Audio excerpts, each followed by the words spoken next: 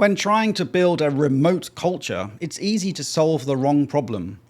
You're trying to recreate the office digitally and wondering why it isn't working. The fix isn't more Slack channels, it's a different operating and thinking model.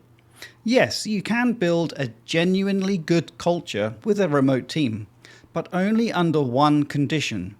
Your team has to be remote first by design, not remote by accident. And those two things sound familiar, but they do produce completely different results. Remote first means your processes, communication norms, and meeting structures are built around distributed people by default. Remote by accident means you've moved office habits into video calls and added chat tools on top. The first creates a team that functions well regardless of location.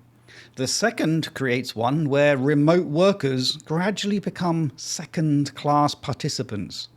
Decisions happen inside conversations and they exclude them. And the culture you think you're building only really exists for people closest to the center. The question isn't whether remote culture is possible, it's which camp your team is actually in. And here's how to tell the difference in practice. In a remote by accident team, decisions get made in a quick call between two people who happen to be online, and the outcome is messaged to everyone else afterwards. Information tends to live in inboxes and in people's heads. Meetings are designed for a room with remote attendees joining as an afterthought. Async communication, meaning messages and documents that don't need an immediate reply, is treated as a workaround for when you can't get everybody on a call. Though in a remote-first team, those defaults are entirely flipped. Decisions are documented before they're finalized, so anyone can see the reasoning regardless of time zone. Information flows through shared, searchable channels, and meetings are designed for the person on their own screen, not just the group of people in the room. And async isn't a workaround, it's the primary operating mode. So here's a quick test. If two people on your team made a significant decision today, could everyone else find out what was decided and why without asking? And if not, you're probably remote by accident. Remote first isn't a default win. It requires real process investment, and it's worth being honest about where it fails. Isolation doesn't disappear just because you've redesigned your workflows. Without deliberate social design, remote workers can go days without meaningful human contact. And onboarding is particularly fragile.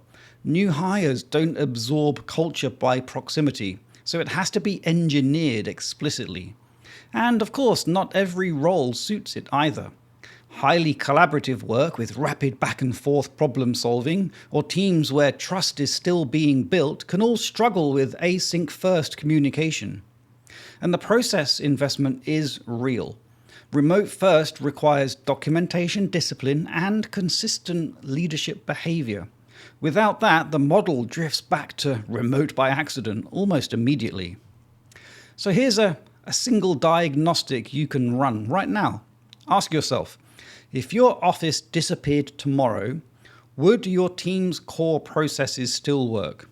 Not the people, not the tools, the actual processes. How decisions get made, how information gets shared, how new people get up to speed. If yes, well, you're probably remote first. If no, or even maybe, you're likely remote by accident. So that's the structural decision to fix first, before any team building activity, before any new tool. Good remote culture is achievable, but it is a structural choice, not a sentiment. Redesign how decisions are made, how information flows, and how meetings work around distributed people by default.